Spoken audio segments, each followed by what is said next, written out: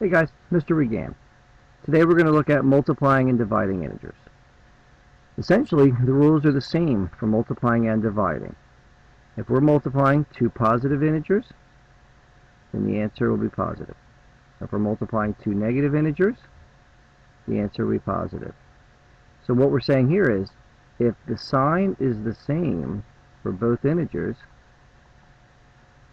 then your answer will be positive. It's when one integer is positive and one integer is negative. That's when we get a negative answer. So different signs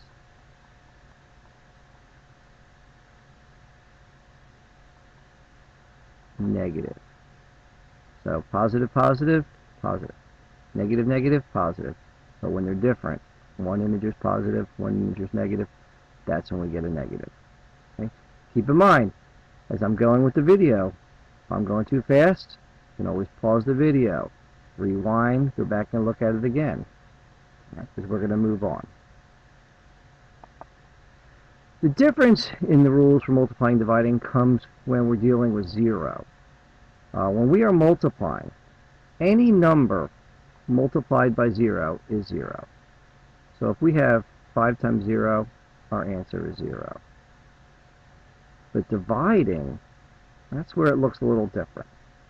0 divided by a number is 0. And that looks like this. 0 divided by a number, let's say 5. When I'm doing 0 divided by 5, I get 0. If I look at it this way, because we look at a lot of our division with fraction bars, especially dealing with equations, 0 divided by 5, I get 0. But when I'm doing a number divided by 0, then my answer is undefined, because we cannot divide by 0. So that would look like this. 5 divided by 0. Can't do that. Undefined.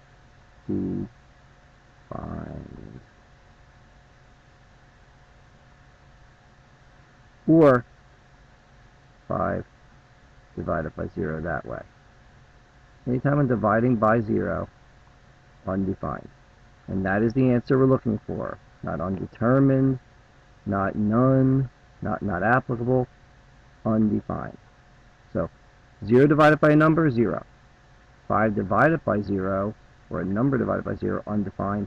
And when we're multiplying, anything multiplied by 0 is 0. Alright, now we have a rule for when multiplying more than two integers, or factors. When we multiply numbers, they're called factors. Right, when we multiply an even number of negative factors, the answer is going to be positive. I'm going to show you an example of this.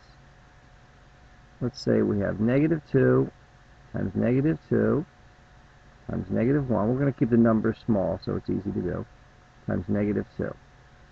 Right. I'm multiplying 4 factors, or 4 integers. All 4 of them are negative. So I have an even number of negative factors. When I'm multiplying an even number of negative factors, I know my answer is going to be positive, so I simply multiply the numbers. 2 times 2 is 4, 4 times 1 is 4, 4 times 2 is 8. My answer is positive 8. When I'm multiplying an odd number of negative factors, the answer is always going to be negative. And that's going to look something like this. So once again, I'm going to keep the numbers small. Negative 2 times negative 2 times negative 1. Now I'm multiplying 3 negative factors. 3 is an odd number. So I know my answer is going to be negative. 2 times 2 is 4. 4 times 1 is 4. And I get negative 4. Now, I could also do this problem simply by adding numbers 2 at a time. Negative 2 times negative 2, positive 4. Positive 4 times negative 1, negative 4. Negative 4 times negative 2, positive 8. Okay, I could do it that way, but knowing these rules kind of helps me do the problem a little easier. Same thing down here. I could have multiplied negative 2 times negative 2, positive 4. Positive 4 times negative 1, negative 4. But the rules help me, especially if I have maybe more than 4 factors. You know, what if I was multiplying 8 or 9? the rule would help me out. All right, now you have some problems to try. So at this point, why don't you pause the video, try these problems. When you come back, I'll go over some of the answers with you. All right, welcome back. First problem, I have a negative times a positive. So before I even worry about the numbers, I think about the sign. I know it's going to be negative, because when the signs are different, I get a negative. And then I just simply do 6 times 12, 72. All right, now we have a division problem.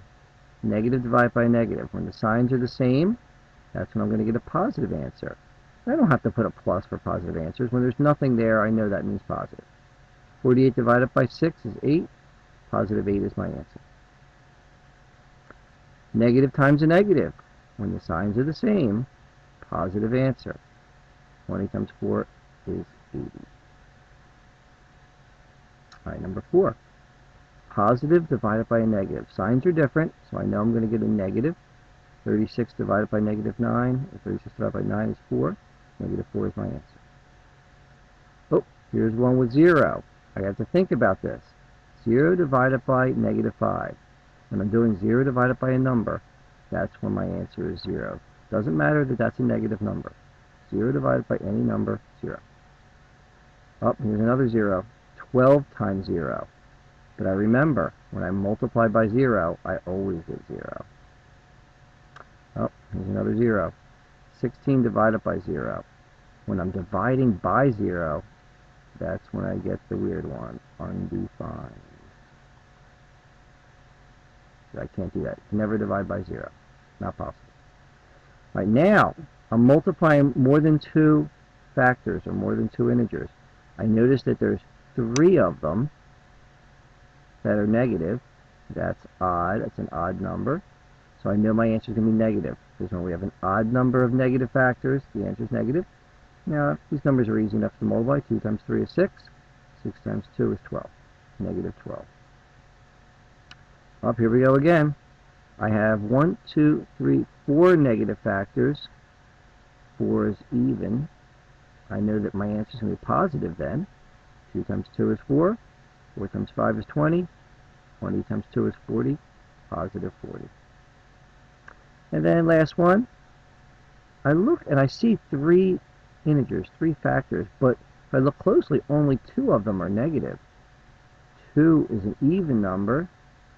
Be careful. It's not 3 factors. It's how many negative factors. There's only 2. Even number.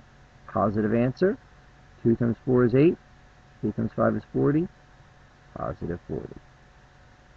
Alright guys, that's multiplying and dividing integers. Good luck. The key to getting better at these is to keep practicing.